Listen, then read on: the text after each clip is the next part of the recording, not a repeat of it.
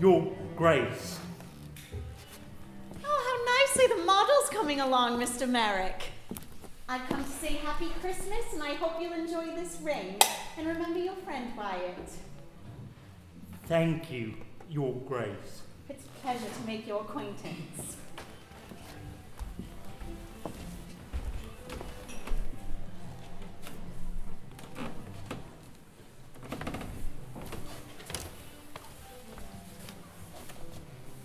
Please accept this silver-backed mirror for Christmas, Mr. Merrick. With many thanks, Countess. I am very pleased to have made your acquaintance.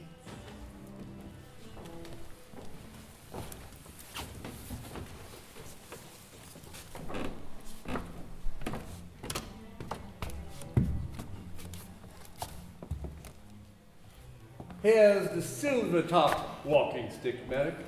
It'll make you a regular Piccadilly exquisite. Keep up the good work. Self-help is the best help. Example to us all. Thank you, Lord John. Very pleased to have made your acquaintance.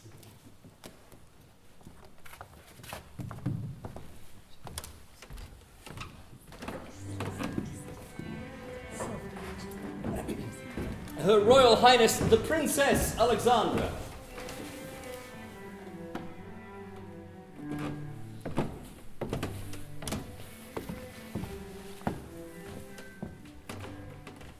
The happiest of Christmases, Mr. Merrick.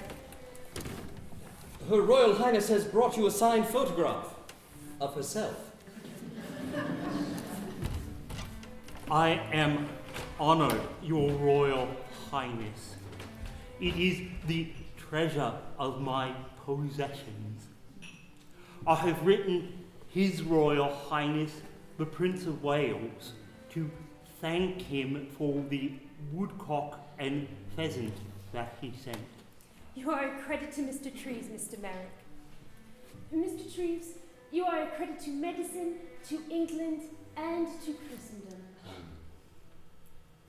I am so very pleased to have made your acquaintance.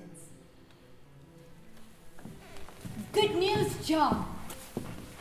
Bertie says I could use the royal box whenever I like. Mrs. Kettle says it gives a unique perspective. And for Christmas, ivory-handled razors and toothbrush. And a cigarette case, my boy. Full of cigarettes. Thank you very much. Look, Freddie, the model of St. Philip's. It is remarkable, I know. And I do it with just one hand, they all say.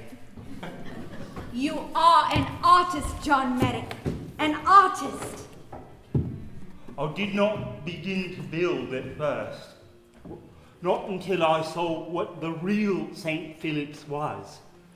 Well, it's not stone and steel and glass. It is an imitation of grace flying up and up from the mud. So I build my imitation of an imitation. Oh, but even in that is heaven to me, Mrs. Kendall. That thought's got a good line, John. Plato believed that this was all a world of illusion, and that artists made illusions of heaven. So, we are all just copies of originals?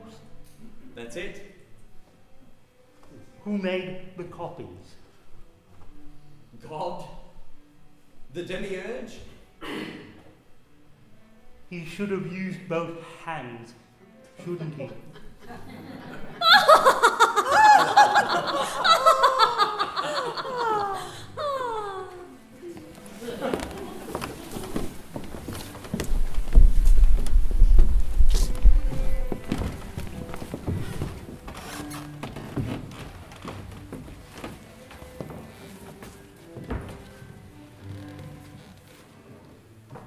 Why all these toilet articles? Tell me. He's much too deformed to use any of them. Props, of course. To make himself. As I make me. You? you think of yourself? Well, he is gentle, almost feminine, cheerful, honest within limits, a serious artist in his own way. He is almost like me. He is religious and devout. He knows that salvation must radiate to us or all is lost, which it certainly is not. He seems practical, like me. He has seen enough of daily evil to be thankful for the small goods that come his way. He knows which side his bread is buttered on, and counts his blessings for it, like me.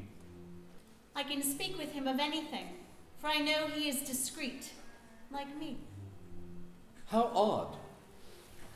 I think him curious, compassionate, concerned about the world. Well, rather like myself. Freddie Treves, 1889 AD. Of course, he's rather odd and hurt and helpless not to show the struggling.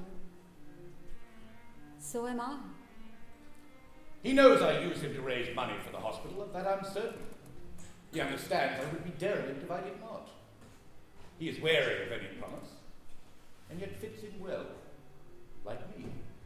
As a seminarian, I had many of the same doubts, struggled as he does, and hoped they might be overcome. When my husband, His Royal Highness Edward Prince of Wales, asked Dr. Treves to be his personal surgeon, he said, "Dear Freddie, if you can put up with the elephant bloke, you can surely put up with me."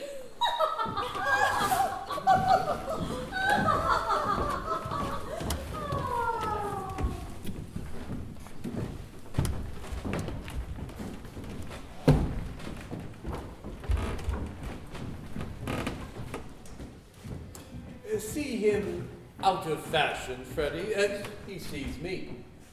Social contacts critical.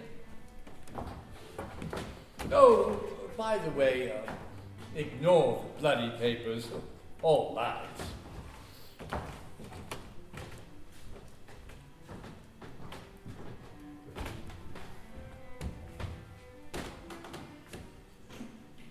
Merrick visibly worse than 86, 87. That as he rises higher in the consolations of society, he gets visibly more grotesque. Is proof definitive he is like me. Like his condition, which I make no sense of. I make no sense of my own.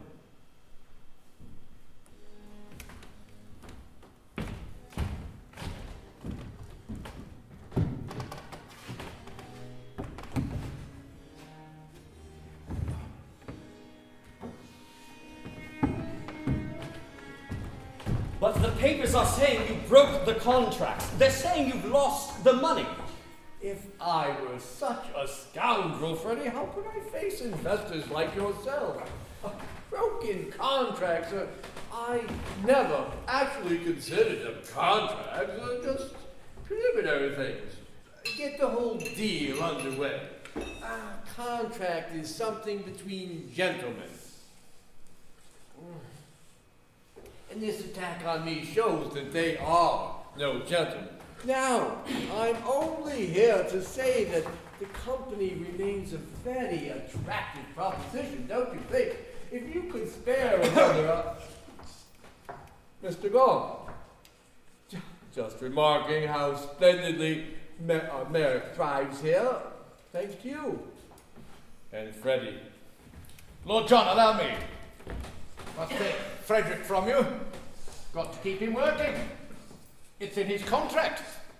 Wouldn't want him breaking it. Sort of thing makes the world fly apart, isn't it? Yes, of course.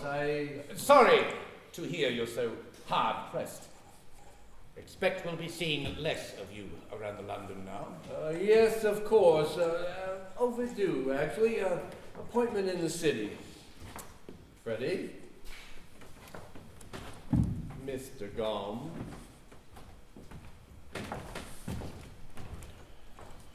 Well, he plain fooled me. He was kind to Merrick. You have risen fast and easily, my boy. You forgot how to protect yourself. Break now. It does not seem right somehow. The man's a moral swamp. Is that not clear yet? Is he attractive? Deceit often is. Friendly? Swindlers can be. Another loan? Not another cent. It may be your money, Freddie, but I'll not have you labouring like a navvy. But the London should represent honest, charitable, compassionate study and have titled swindlers mucking up the pitch.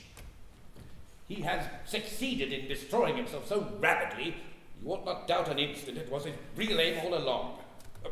Never mind details, don't want to know. Break and be glad. Today, one man moral swamp. Don't be sucked in. Madam? Freddie, have you seen the papers today? Yes. Yes. Yes, a great pity. Freddie, today. Madam?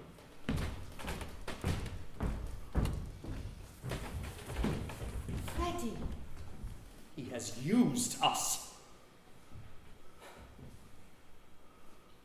Shall be all right. Come.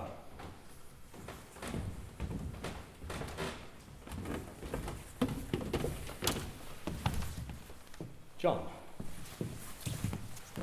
I shall not be able to stay this visit.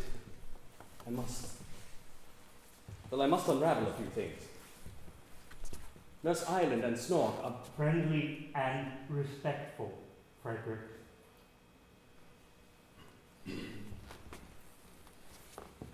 I'll look in a few days.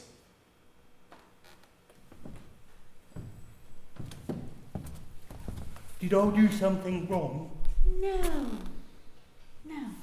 This is a hospital, not a marketplace. Don't forget it, ever!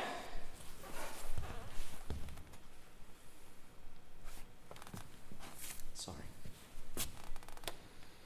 Not you. Me.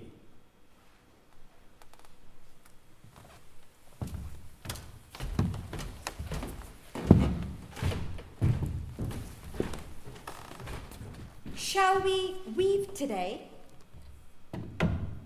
Weaving might be fun, don't you think? So many things are fun. Most men really can't enjoy them. They're a loss, isn't it? I like little activities which engage me. There's something ancient in it. Before all this. Would you like to try it? John?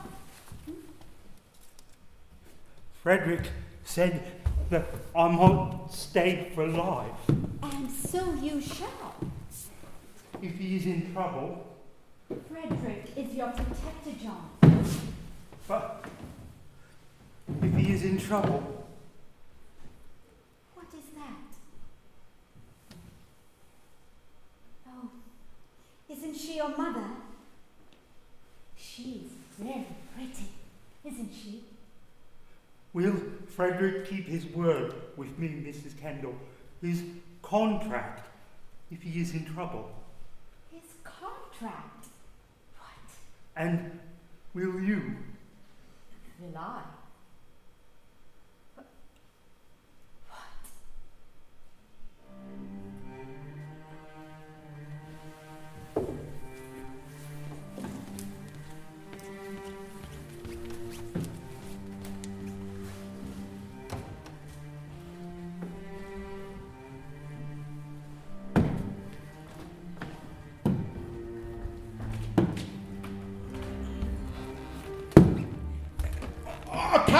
To ask your forgiveness. I found a good home, Ross. I forgave you. I was hoping we could make a deal. Something new, maybe. No. See, I was counting on it. That you were kind-hearted, like me. Some things don't change. Got to put your money on the things that don't, I figure. And I figure, from what I read about you, you don't change. Dukes and ladies coming to see you. Ask myself why. Figure it's the same as it always was. Makes them feel better about themselves by comparison. Them things don't change. They're up for the grace of. So I figure you're selling the same service as always. Just a better clientele. Difference now is you ain't charging for it. You make me sound like a whore. Well, you are. I am. They are.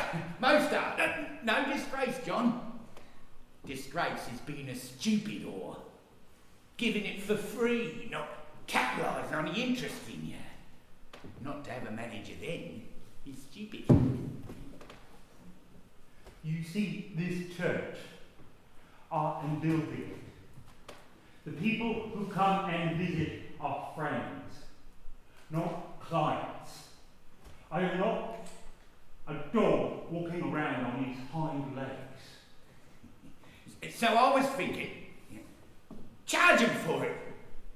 Pleasure of the Elephant Man's company. Something. Right spirit is everything. This lot will pay. Charge him in the right spirit. I'd take 10%. Do all right with 10%. Bad luck has made you daft. I helped you, John. I discovered you. Was that daft? No. Daft was standing at a gold mine without a shovel, without proper connections like Treves has. What's daft? Ross sows, Treves harvests. It isn't fair, John, when you think about it. I think about it, because I'm old. Got something in me throat. Maybe you noticed. Something in me lungs. Something in me belly too, I guess. I ain't a heap of health, am I? But I'll do well with 10%. Don't need more than 10%. 10% will give me a future slightly better than a cobblestone. This lot will pay. Charge them in the right spirit. I don't ask much. They are the cream, Ross, and they know it. Man like you ask them to pay, they'll just walk away. I'm talking about doing it in the right spirit. They are my friends. I would lose everything for you, Ross. You live your life. Be satisfied. You kept me in the dark like an animal. You robbed me of £48, 9 shillings, twopence. You left me to die. Will you not be satisfied? Now you want to rob me again?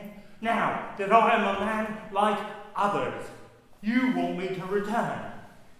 And a woman yet? That what makes a man. My time would do for a start. Not what makes this one.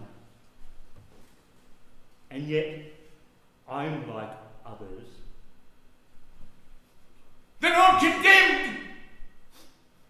I don't have any energy to try nothing new. Might as well live a doss house straight. Die there anyway. Between filthy doss house grabs, nothing in me belly but acid. I don't like pain, John. Future gives pain sense. Without a future.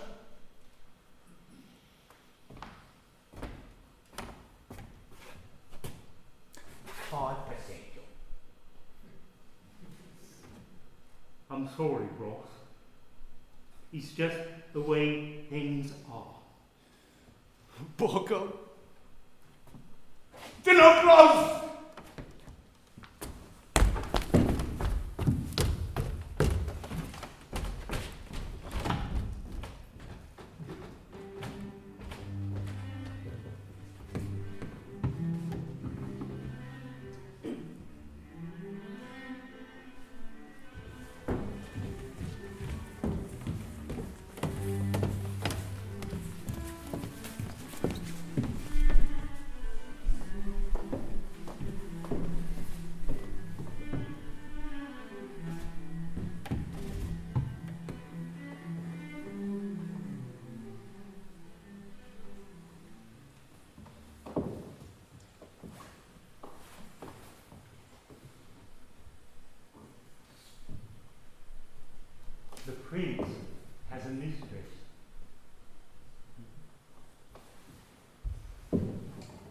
that Irishman had one too.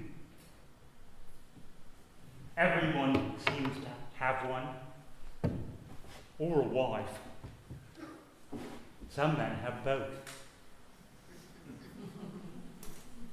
I've come to the conclusion that I need a mistress. It's bad enough not to sleep like others. Sitting up, you mean?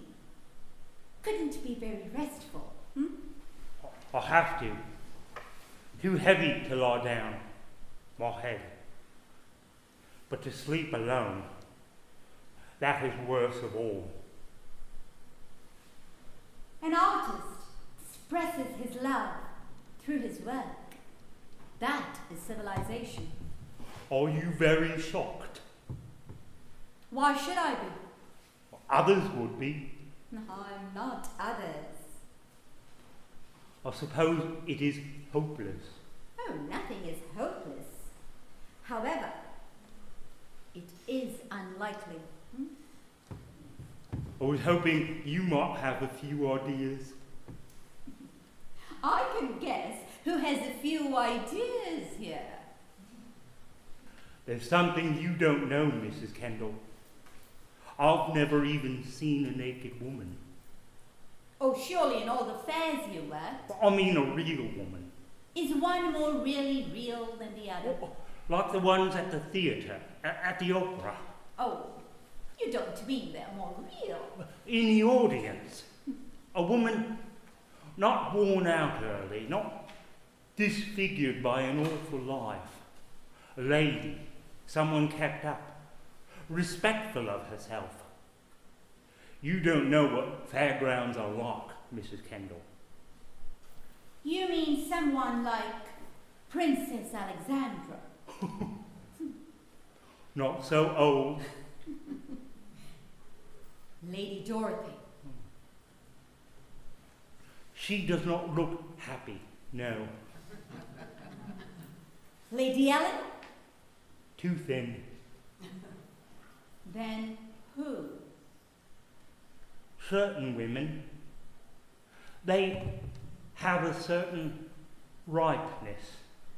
They seem to have stopped at a perfect point. My dear, she does not exist. That's perhaps why I have never seen her. What does your friend Bishop Howe say about all this? He says I should put these thoughts out of my head. Oh, is that the best you can suggest? I do put these thoughts out of my head. Mm-hmm. They reappear, snap. And what about Frederick? He'd be appalled if I told him. I'm flattered. Too little trust has maimed my life. But that is another story. What a rain. Are we going to read today? Yes. Some women are lucky to look well. That is really all. It is a rather arbitrary gift. It has no good uses. Although it has some uses, I would say that. But it does not signify very much. To me it does. You are mistaken. What are we going to read?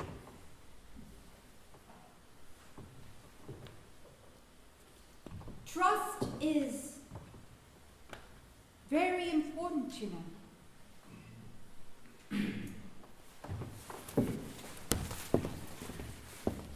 I trust you. Thank you very much. I have a book by Thomas Hardy here. He's a friend of Frederick's. Shall we read that? Yes. Turn around a moment. Don't look. Is this some sort of game? I wouldn't call it a game. Maybe a surprise. What kind of surprise?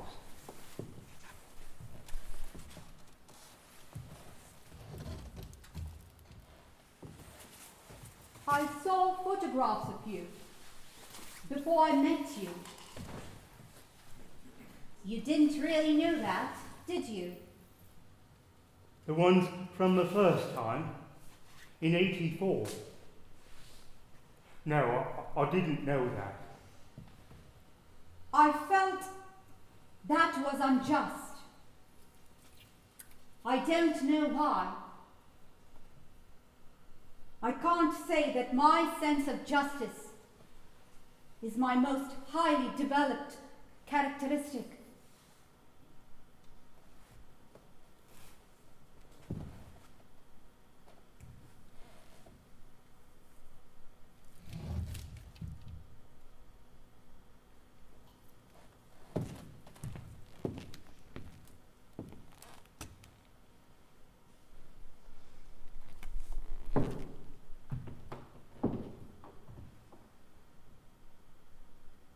You may turn around now.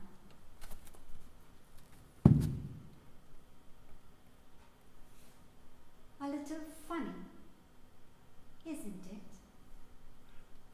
It is the most beautiful sight I have seen, ever. If you tell anyone, I shall not speak with you again. We shall not talk. We shall not read. We shall do nothing. Wait.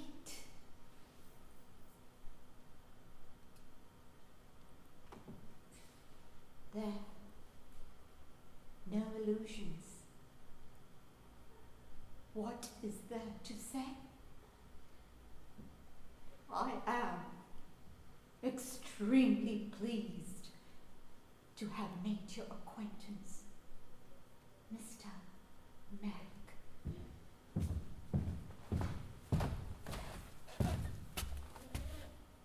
For God's sake, what is going on here? What is going on? For a moment, Fred. Paradise. Have you no sense of decency? Woman, dress yourself quickly. Are you not ashamed? Do you know what you are? Don't you know what is forbidden?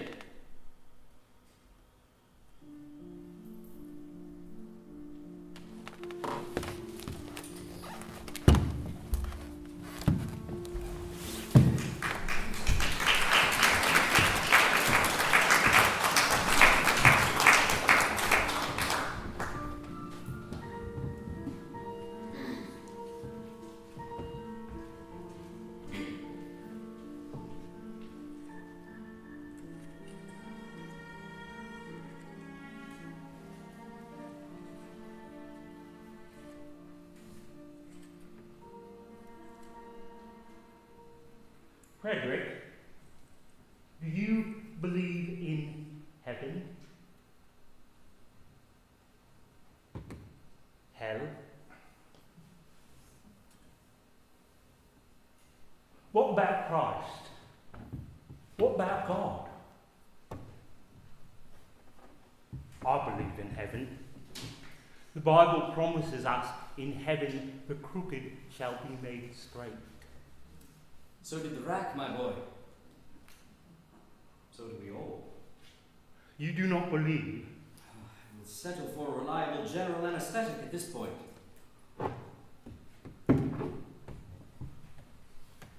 Actually, though, I had a patient once.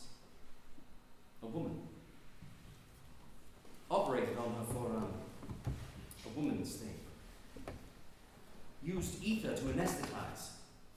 Tricky stuff. She didn't come out of it. Pulse stopped. No vital signs, absolutely moribund. Just a big white, dead mackerel.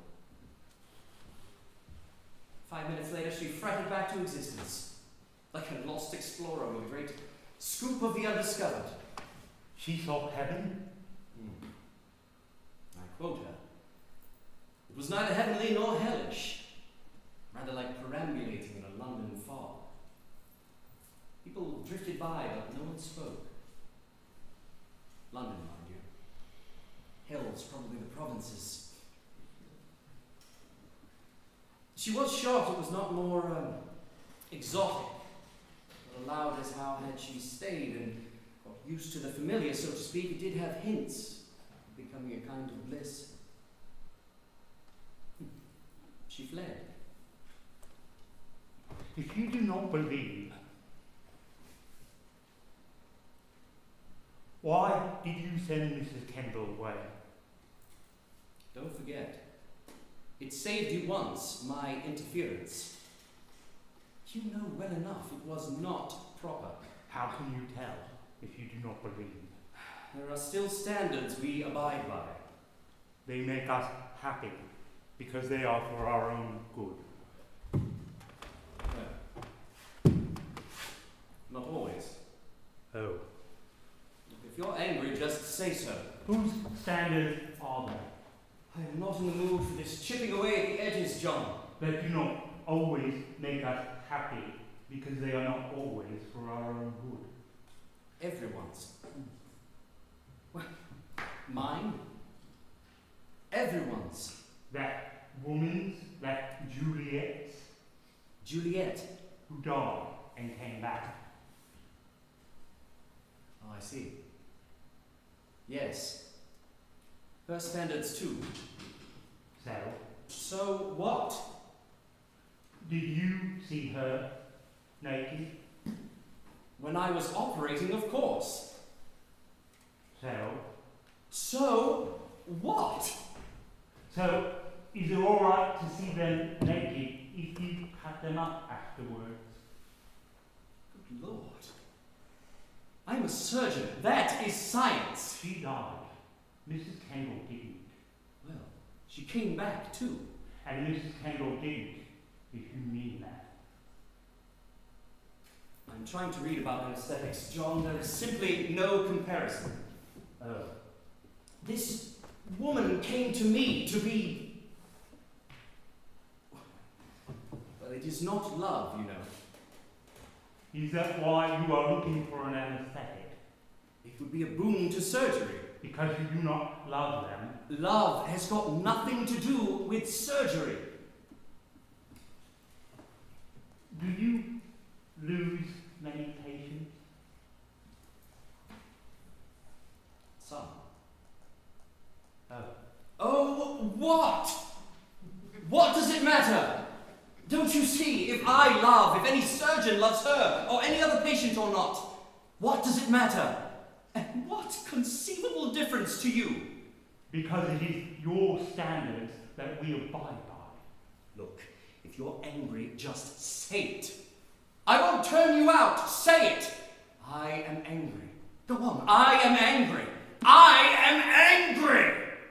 I believe in heaven. And it is not okay if they undress if you cut them up after, as you put it. You make me sound like Jack the Ripper. No. You are interested in anesthetics. Are you having me on? No. You are merciful. I myself am proof of that. Is it not so? Well, is it not so?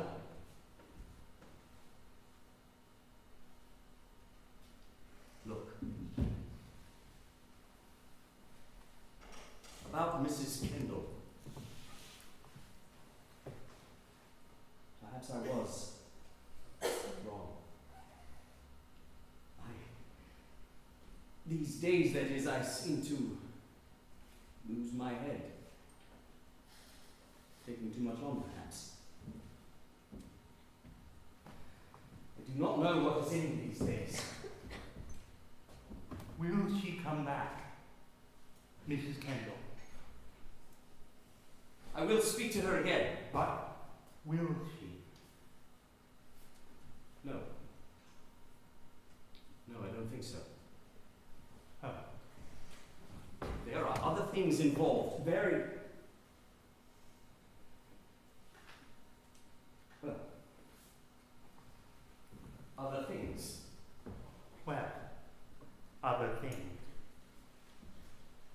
want to go for a walk now. To think other things.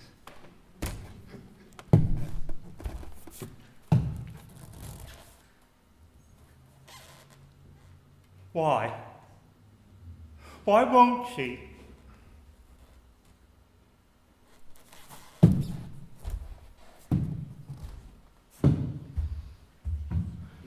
I do not want to hear when you die.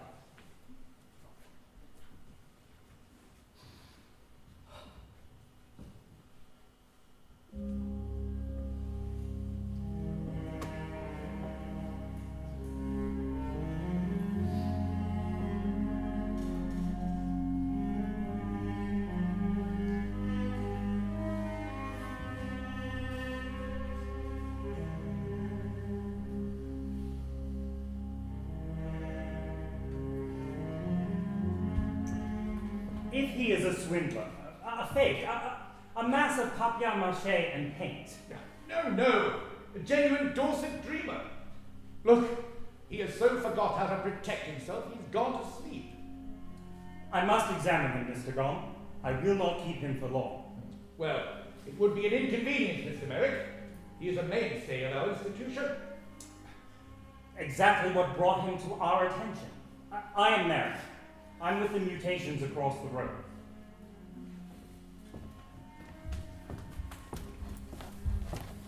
Frederick, stand up.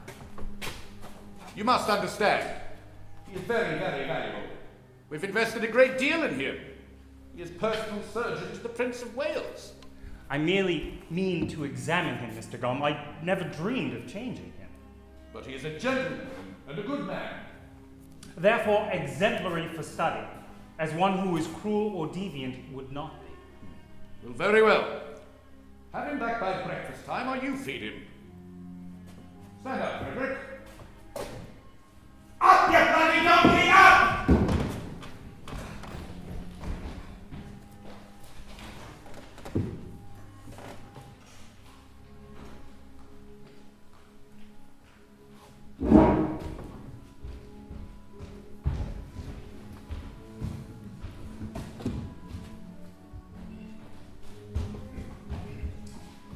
The most striking feature about him, note, is the terrifyingly normal head.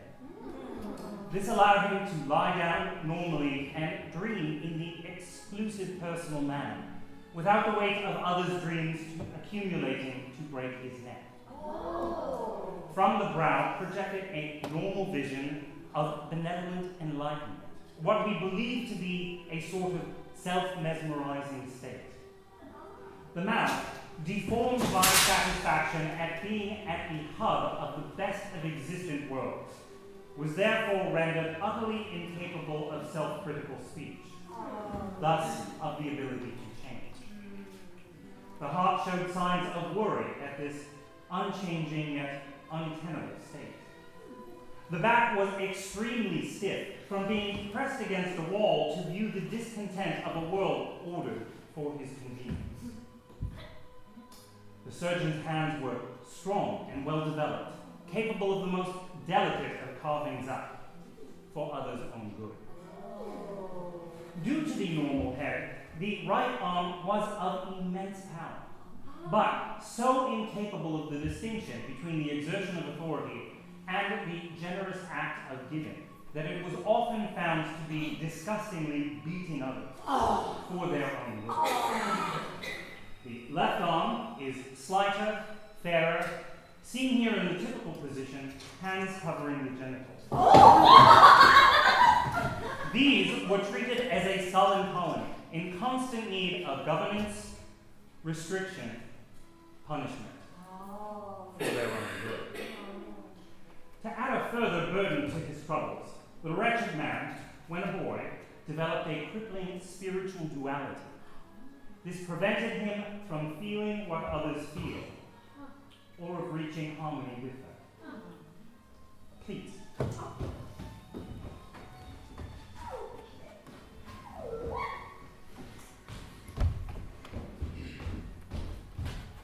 He was thus denied all means of escape, from those he had tormented.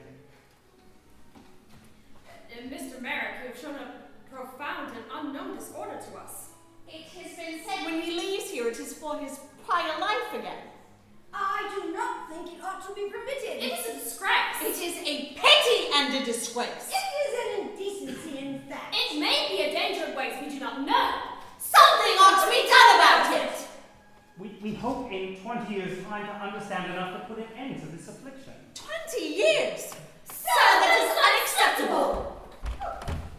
Had we caught the condition earlier, the fact is that it has already begun to spread, east and west. I am afraid we are dealing with an epidemic.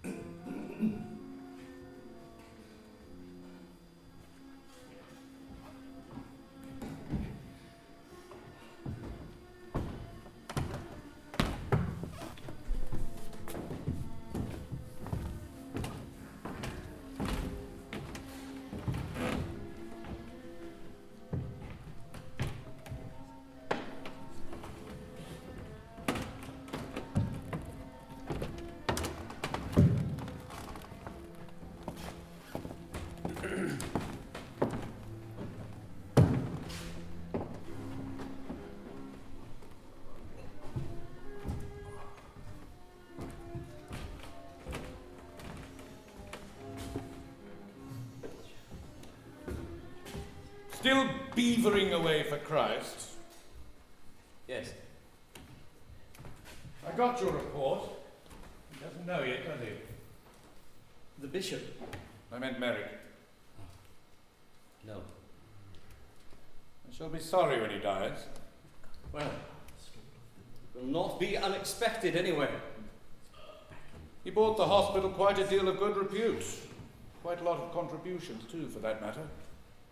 In fact, never regretted letting him stay on.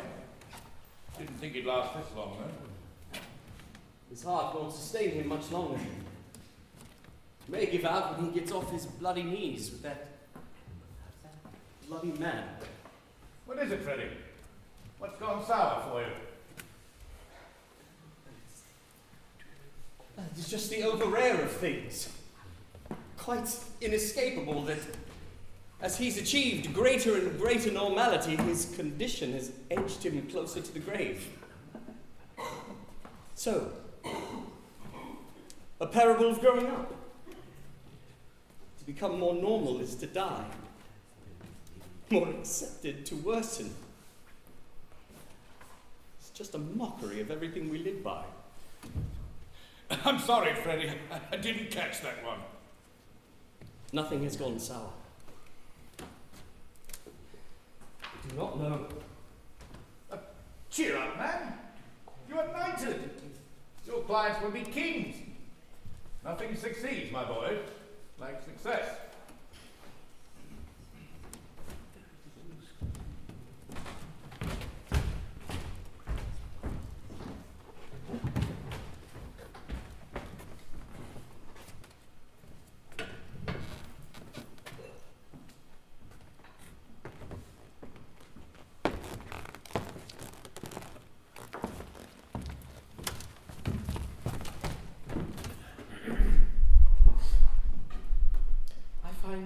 My sessions with him utterly moving. He struggles so. I suggested he might like to be confirmed. He leaped at it like a man lost in a desert to an oasis. Yes, he is very excited to do what others do if he thinks it is what others do. Do you cast doubt, sir, on his faith? No, sir. I do not. Yet he makes each of us think he is deeply like ourselves, and we are not like each other. I conclude that we have polished him like a mirror, and shout hallelujah when he reflects us to the inch. I have grown sorry for it. I cannot make out what you are saying. Is there something troubling you, Mr. Treves? Corsets. How about corsets? Here is a pamphlet I've written due mostly to the grotesque ailments I've seen caused by corsets. Fashion overrules me, of course. My patients do not unstrap themselves of corsets. Some cannot. You know, I have so little time in the week, I spend Sundays in the poor wards to keep up with work. Work being 20-year-old women who look an abused 50 with worn-outedness. Young men with appalling industrial conditions I turn out as soon as possible to return to their labours. Happily, most of my patients are not poor. They are middle class. They overeat and drink so grossly, they destroy nature in themselves and all around them so fervently they will not last. Higher up, sir, above this middle class, they confront these same deformities, bulged out by unlimited resources and the ruthlessness of privilege into the most scandalous dissipation, yoked to the grossest ignorance and constraint. I counsel against it where I can. I am ignored, of course. Then what, sir, could be troubling me? I'm an extremely successful Englishman in a successful and respected England which informs me daily by the way it lives that it wants to die. I am in despair, in fact. Science, observation, practice, deduction, having led me to these conclusions, can no longer serve as consolation. I apparently see things others don't. I do wish I understood you better, sir.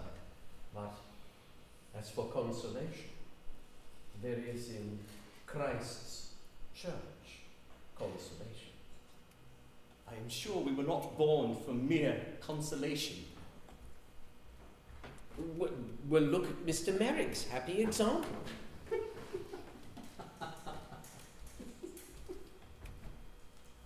Yes. Yes, you'd like my garden too. My dog, my wife, my daughter.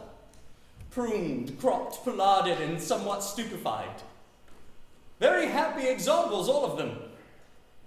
Well, is it all we know how to finally do with whatever nature, is it? Rob it? No. No, not nature, I mean ourselves, really. Myself, really. Robbed, that is. You do see, of course. Can't figure out, really, what else to do with them, can we? It is not quite clear, sir. I am an awfully good gardener. Is that clear? My God, I take such good care of anything we are convinced. Are you not convinced? Him, I mean, is not very dangerously human. I mean, how could he be, after what we've given him? What you like, sir, is that he is so grateful for patrons, so greedy to be patronized, and no demands, no rights, no hopes, past perverted, present false, future nil. What better could you ask? He puts up with all of it. Of course, I do mean taken when I say given, as in what we have given him. But you knew that, I'll bet. Because I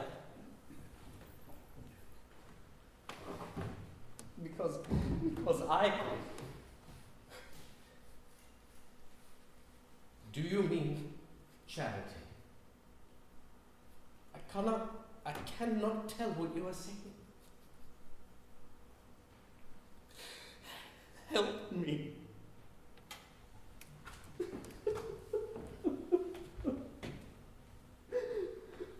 It is done.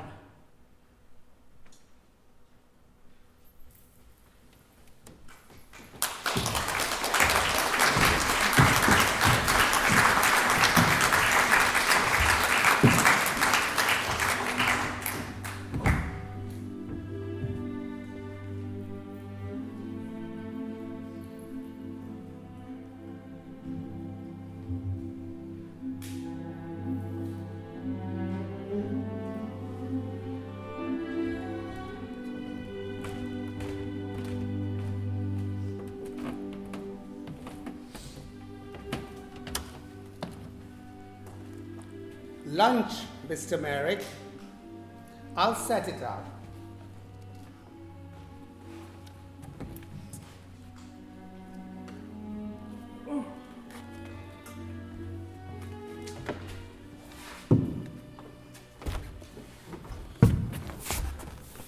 You might like a walk after lunch. April's doing wonders for the gardens.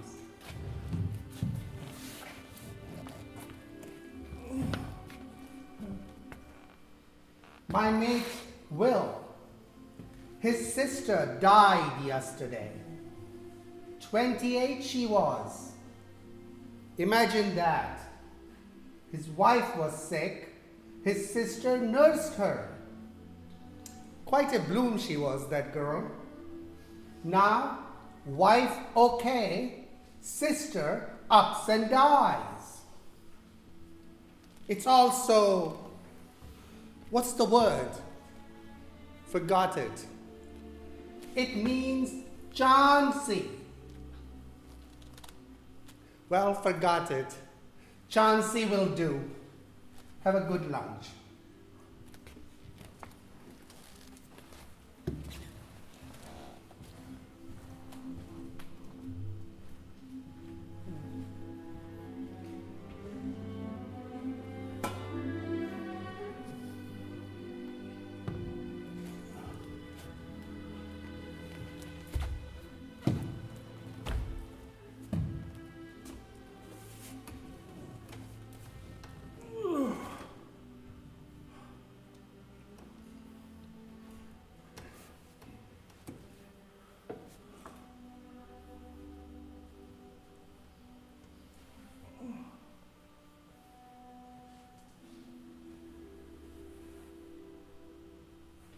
Chauncey.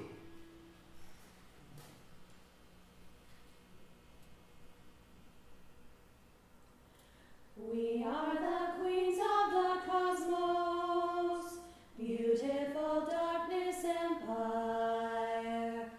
Darkness, darkness, light's true flower.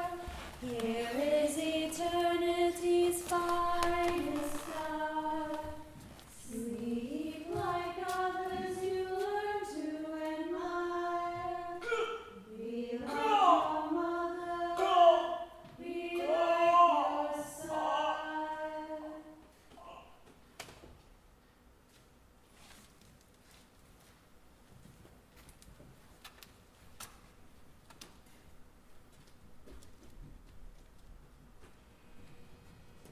Remembered it, Mr. Merrick. The word is arbitrary. Arbitrary. It's also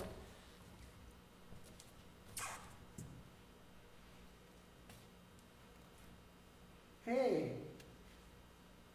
Hey! The elephant man is dead.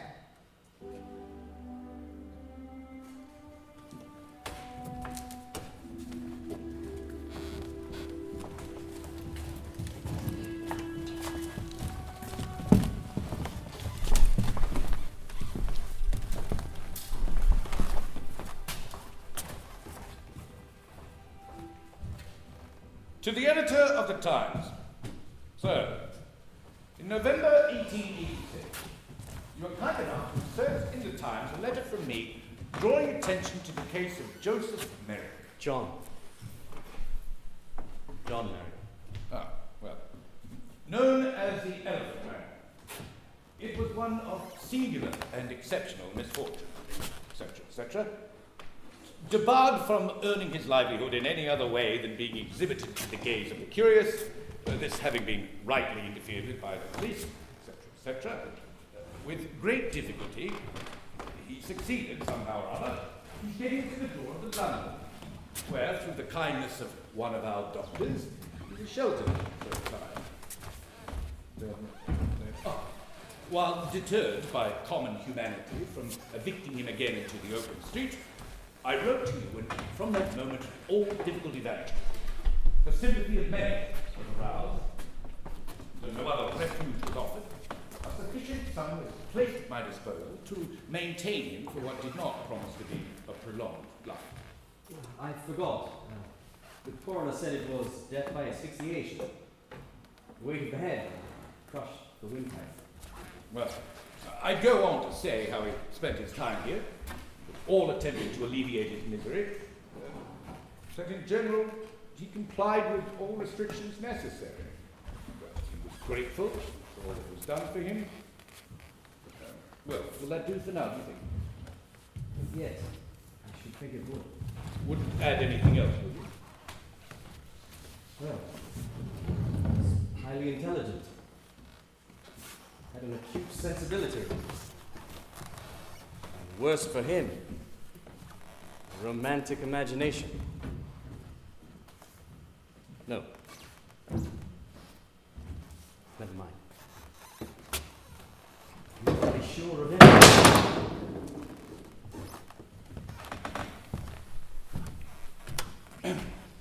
I am giving these details, thinking that those who sent funds to use for his support would like to know how their charity was used. Last Friday afternoon, though apparently in his usual health, he passed away quietly in his sleep. I have left in my hands a small balance of the funds for his support, which I now propose, after paying certain gratuities, to hand over to the funds of the hospital. This course I believe to be concordant with the wishes of the contributors. It was the courtesy of the Times in 1886, inserting my letter, that procured for this afflicted man some comfortable protection during the last years of a previously wretched existence. And I desire to take the opportunity of thankfully acknowledging it. I am, sir, your obedient servant, F.C. Cargon, House Committee Room, London Hospital, 15 April, 1890. I did think of one small thing. It's too late, I'm afraid. It is done.